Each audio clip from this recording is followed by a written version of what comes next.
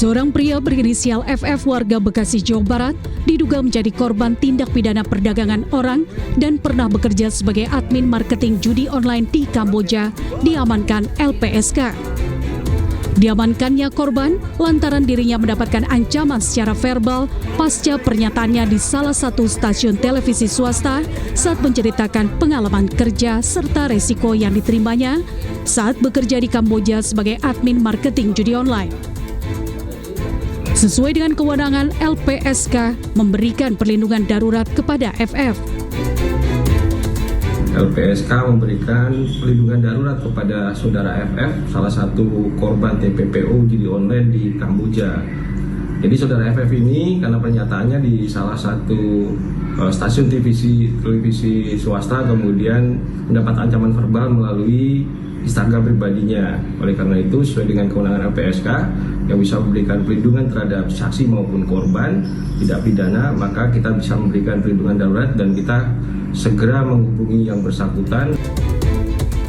Sebelumnya, sulitnya mencari pekerjaan dan tawaran gaji besar di luar negeri menjadi alasan FF menerima tawaran bekerja dari rekannya yang sudah bekerja di Kamboja sebagai video editor di salah satu hotel di Kamboja. Hampir setiap hari, korban bekerja di bawah tekanan. Jika korban ingin pulang ke Indonesia, korban harus membayar sebesar 23 juta rupiah ke tempat kerjanya.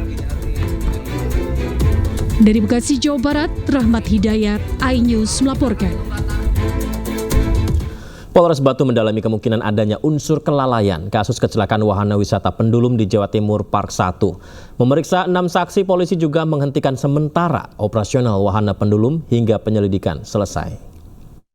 Kami dari Satreskrim Polres Batu ini segera turun ke lapangan dan melaksanakan olah TKP.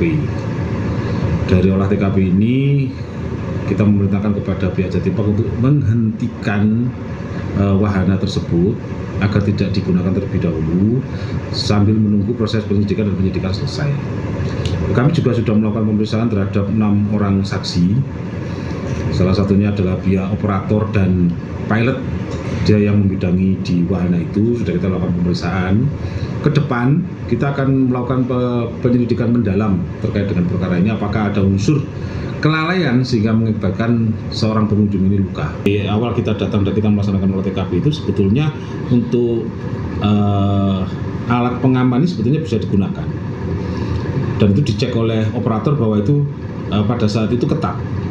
Namun seiring dengan berjalannya waktu wahana ini berputar dan sebagainya, dia beroperasi, mungkin terjadi kekacauan. Itu yang masih kita cari. Apa penyebabnya ini? Apakah ada human error ataukah memang alat ini yang butuh untuk dilaksanakan man-stand dan itu tidak dilakukan oleh pihak Jatim Park ataukah ada faktor lain? Sebelumnya pemirsa, viral di media sosial seorang pengunjung Jatim Park terlempar dari wahana 360 Pendulum. JTP mengaku siap bertanggung jawab atas kecelakaan tersebut.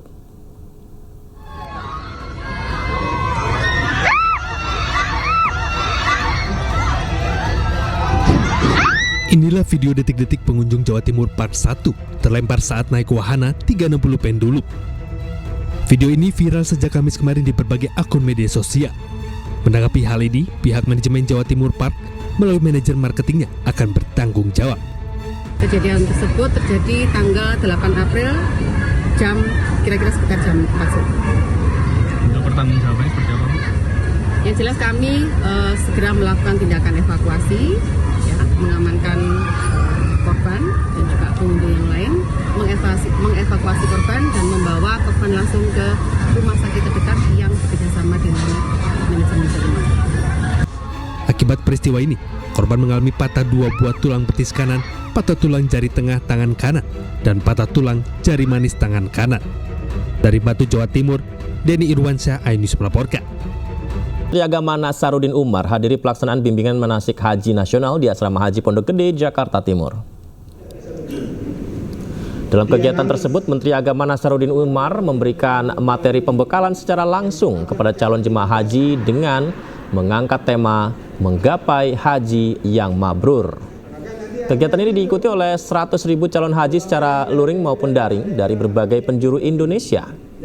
Selain itu pemirsa, Menteri Agama juga menjelaskan bahwa Indonesia berhasil melakukan negosiasi kepada pihak Arab Saudi terkait kebijakan pelaksanaan haji 2025 termasuk soal batasan usia dan pendamping haji khusus jemaah dari Indonesia.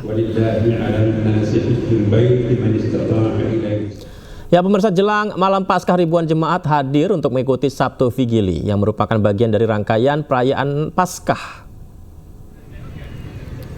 Sejak sore tadi, jemaat mulai memadati area gereja untuk mengikuti misa yang penuh makna yang menandai transisi dari masa sengsara menuju kebangkitan.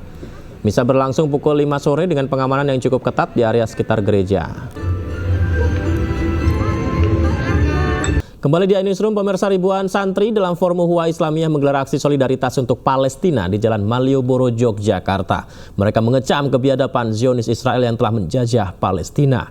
Usai sudah pemirsa kebersamaan kita dalam iNewsroom hari ini. Temukan informasi-informasi terbaru lainnya di www.inews.id dan cuplikan tayangan berita iNews dapat Anda saksikan di kanal YouTube @official_inews. Mewakili kerabat kerja yang bertugas, saya Yudi Handoyo pamit undur diri. Terima kasih. Sehat selalu pemirsa. Sampai jumpa.